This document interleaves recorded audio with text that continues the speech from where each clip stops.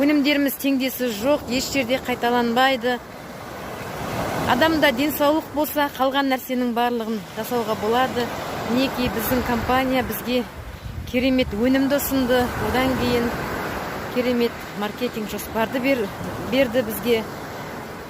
Сол әрқашанда өмірімізді өзгертуге, өзіміздің қашанда қуанып, жарқырап, жадырап жүруімізге әрқашанда өзіміз себепкерміз. Әр шаңырақта бақ береке болсын, әр адамның арманы орындалсын. Армандар біздің күннің шуағы компаниясының өнімдері мен маркетинг жоспарымен орындалады. Оған біздер мінекей куәміз. Аз ғана уақыттың ішінде осындай таңғажайып жағдайлардың куәсі болып,